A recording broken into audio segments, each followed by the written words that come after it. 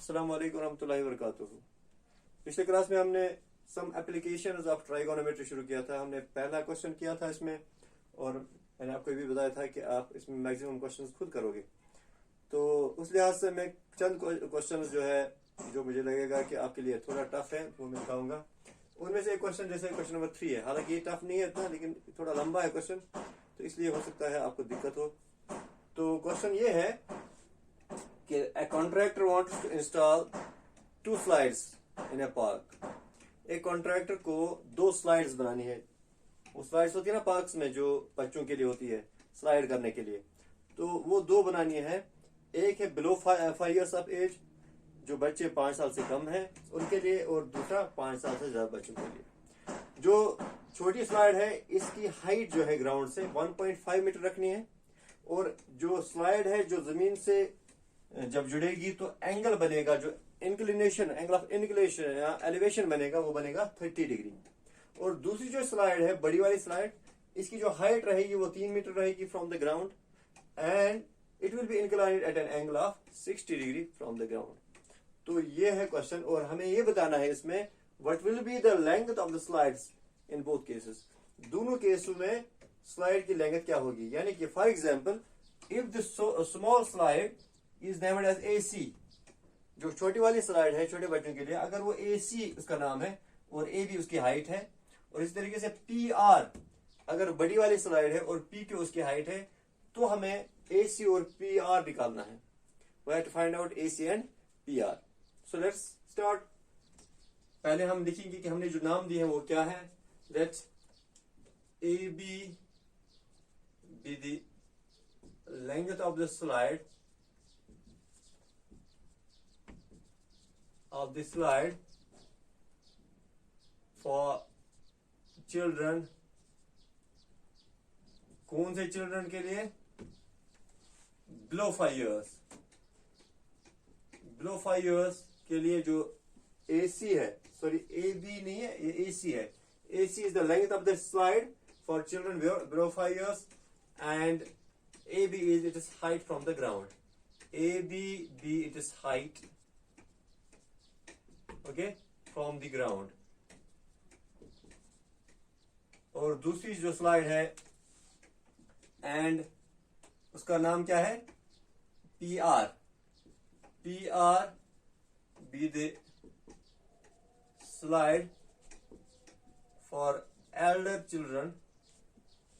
बड़े बच्चों के लिए जो है स्लाइड, उसका नाम है PR, एंड हाइट उसकी क्या है? And PQ be its height। तो मैंने जो लिखा है यहाँ पर, वो मैंने जो बनाया है, फिगर्स बनाई है, उसके बारे में लिखा है।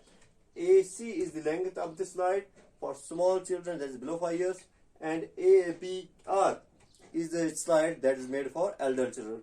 और AB जो height of the small slide है, और PQ is the height of the larger slide। Now what is given here, पहले वो लिखिए। हमारे पास AB है 1.5 मीटर, और एंगल ACB है 30 डिग्री इसके लिए, और दूसरे में हमारे पास है PQ is equal to 3 metre, और angle PRQ is equal to 60 degree. This is the information we have. और हमें, आपको पता है, हमें निकालना है AC एंड PR, लेकिन हम अलग अलग ट्रायंगल्स हैं तो अलग अलग निकालना होगा। सबसे पहले ABC ट्रायंगल को लेते हैं। इन ट्रायंगल ABC ट्रायंगल में आपके पास परपेंडिकुलर है फिर से, और आपको हाइपोटेन्यूज निकालना है। तो perpendicular divide by hypotenuse, that is sine use करेंगे, और एंगल है 30, तो sine 30 is equal to perpendicular, that is AB divide by hypotenuse, that is AC। Now sine 30 is 1 divide by 2 is equal to AB is 1.5 divide by AC हमें निकालना है। This implies AC is equal to AC into 1 AC, और 2 इधर जाएगा, 2 into 1.5 is 3। So AC is equal to 3 meters। So that means length of the smaller slide is 3 meters। तो जो छोटे बच्चों के लिए स्लाइड है, that is 3 meters। Similarly in triangle PQR, इसमें भी परपेंडिकुलर है, हाइपोटेन्यूज निकालना है, तो साइन इसमें भी यूज होगा, लेकिन एंगल है 60 degree. sin 60 is equal to perpendicular divided by hypotenuse, that is PQ divided by PR. Now what is sin 60? अगर आपको याद होगा, it is √3 divided by 2, which is equal to PQ हमारे पास 3 मीटर है divided by PR. So PR into √3, that is PR √3 is equal to 2 3s are 6. So we have PR is equal to 6 divided by √3.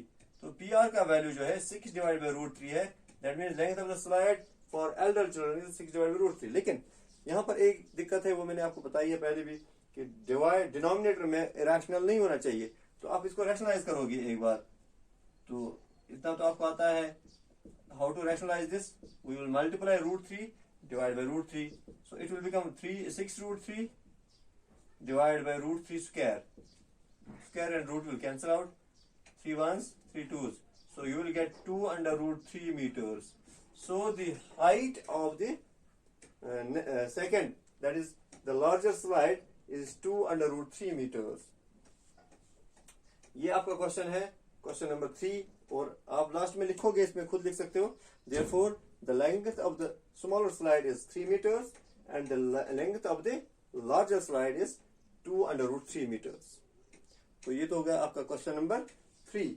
इसके बाद हमारे पास एक और question है. 4 और 5 फिर से आप कर सकते हो. बहुत इजी क्वेश्चंस हैं, अच्छी तरह समझ में आ जाते हैं, और बहुत छोटे क्वेश्चंस भी हैं. लेकिन क्वेश्चन नंबर इसके बाद में 6 दिखाता हूं आपको. वो आपके लिए थोड़ा बहुत लेंथी भी हो सकता है और टफ भी हो सकता है.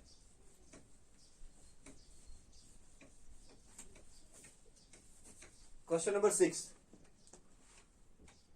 क्वेश्चन नंबर 6 इस तरीके से है.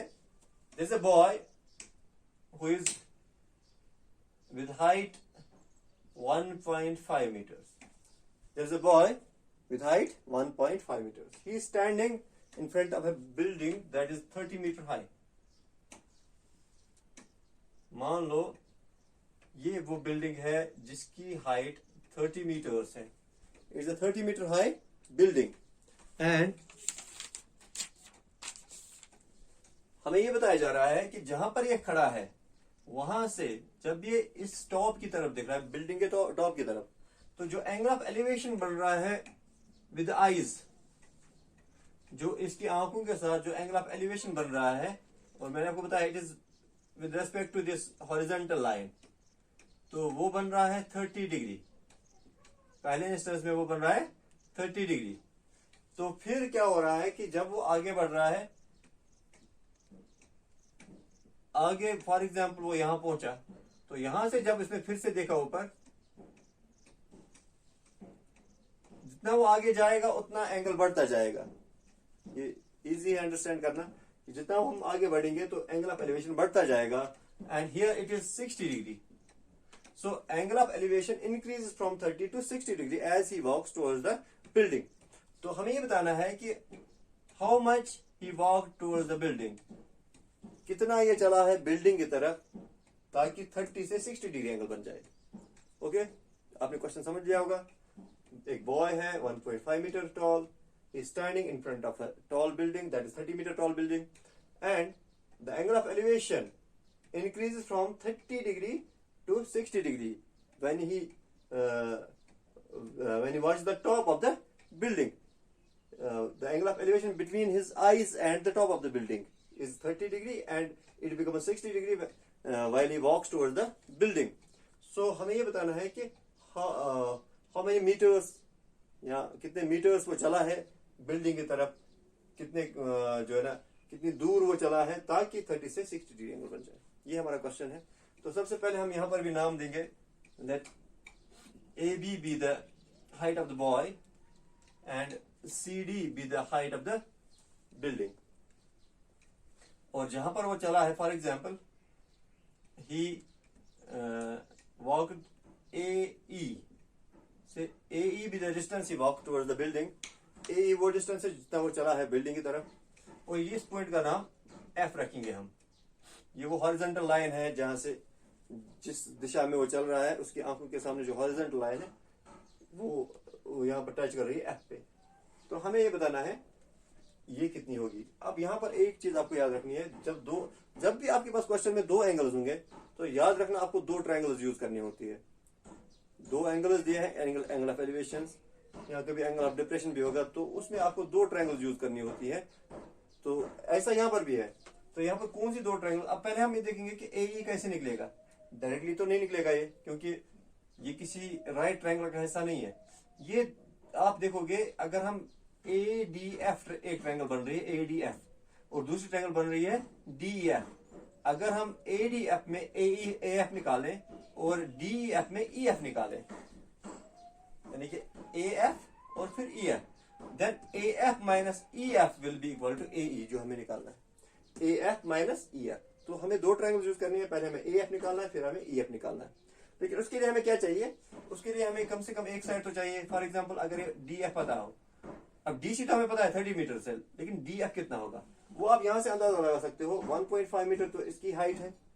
तो जब हम इसी सीट में देखेंगे ये जो एफ है, A B will be equal to C F या एफ सी। तो दैट मीन्स यहां पर C F will be 1.5 metres. अब यहां से ऊपर कितना होगा और that will be 30 minus 1.5, that is 28.5 metres. तो डी एफ जो है 28.5 मीटर्स है, और इसकी वजह से हम ए एफ भी निकाल सकते हैं और ई एफ भी निकाल सकते हैं। ओके, सबसे पहले हम लिखेंगे यहां पर let A B be the height of the boy। अगर A B height of the boy है and C D be the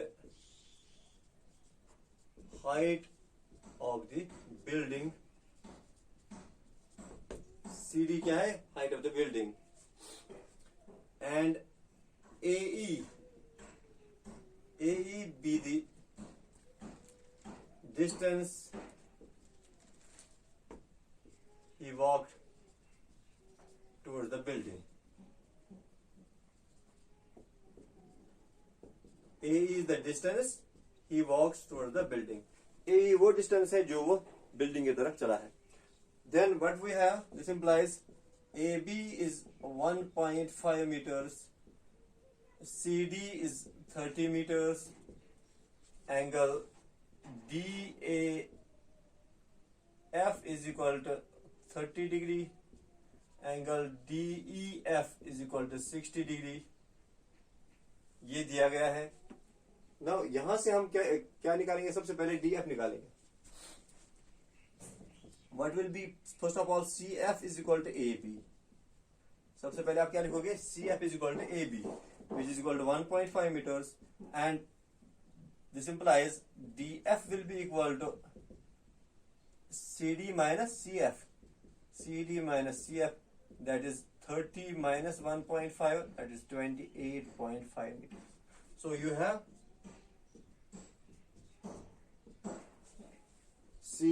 DF is equal to 28.5 meters। अब हम पहले बड़ी ट्रायंगल लेंगे DAF और फिर DEF। इन ट्रायंगल DAF या ADF भी लिख सकते हैं।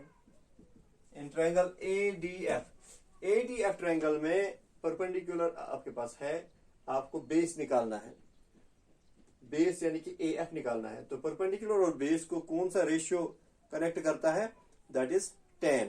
10 is equal to perpendicular divided by base। So we will use 10 here, 10, और एंगल क्या है पहली ट्रायंगल में, 30 degree. tan 30 is equal to perpendicular, that is DF, divided by base, that is AF। So tan 30 जब आप table पे देखते हो या आपने याद किया होगा, it is 1 divide by under root 3। तो 1 by root 3 is equal to DF जो है it is 28.5 divide by AF हमें निकालना है। This implies AF into 1, that is AF is equal to root 3 into 28.5, that is 28.5 under root 3 meters। So we have AF equal to, ये जो पूरा का पूरा जो है AF कितना है, 28.5 under root 3 meters। तो ये तो हो गया AF। Now we will find EF first। In triangle, now in triangle, इसका नाम क्या है, DEF। DEF ट्रायंगल में इसमें भी परपेंडिकुलर तो सेम है, बेस लेकिन ई एफ है, and we will use same that is tan, लेकिन एंगल अभी क्या है, दैट इज 60 डिग्री। इस ट्रायंगल में एंगल है 60 degree. tan 60 is equal to D F divide by E F. Now tan 60 you can find it is under root 3, and df again is 28.5 divided by ef हमें निकालना है। so you will get ef equal to root 3 इधर जाएगा, that is 28.5 divided by root 3। तो ये तो ef आ गया। अब जो हमें निकालना है that is ae, वो निकलेगा, that will be af minus ef। so therefore distance walked towards the building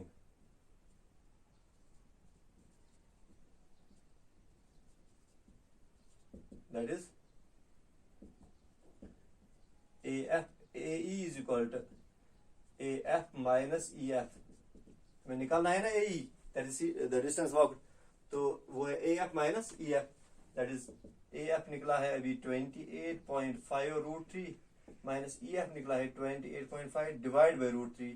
इसको सिंप्लीफाई करेंगे, क्रॉस मल्टीप्लाई करो, 28.5 root 3 into root 3, that is 28.5 root 3 square minus 28.5 divide by root 3। So square and root will cancel, 3 into 28.5 that is 3 5 15, 3 is 24, that is 25, 3 2 6, 85.5 minus 28.5 divided by under root 3, that is 85.5 minus 28.5 will be equal to 57 divided by root 3। इसको अगर आप rationalise करोगे तो into root 3 divided by root 3 करोगे तो that is 57 under root 3 divided by root 3 square and root will cancel out, 3 ones 3, 19, so you will get 19 under root 3 meters। this is the distance he walked towards the building। 19 under root 3 meters वो distance है जो building की तरफ चला है, ताकि जो angle of elevation है वो कितना है, 30 से 60 डिग्री हो जाए। तो ये आपका क्वेश्चन है, क्वेश्चन नंबर 6। और अगले क्लास में मैं फिर देखूंगा कि कोई जो इसमें ऐसे क्वेश्चंस होंगे जो थोड़ा बहुत आपके लिए टफ होंगे, वो फिर देखूंगा अगले क्लास में। लेकिन तब तक आप बाकी क्वेश्चंस जो है जो इसमें पेंडिंग रह रहे हैं, अभी 4th 5th क्वेश्चन या 2nd क्वेश्चन जो है, इससे आगे जो क्वेश्चंस आपको आ जाएंगे वो आप कर लेना। तो इंशाल्लाह अगले 1 या 2 क्लास में ये खत्म करेंगे हम ये यूनिट भी। तो उसके बाद हम नेक्स्ट सोचेंगे नेक्स्ट कौन सा यूनिट होगा। तब तक के लिए खुदा हाफिज।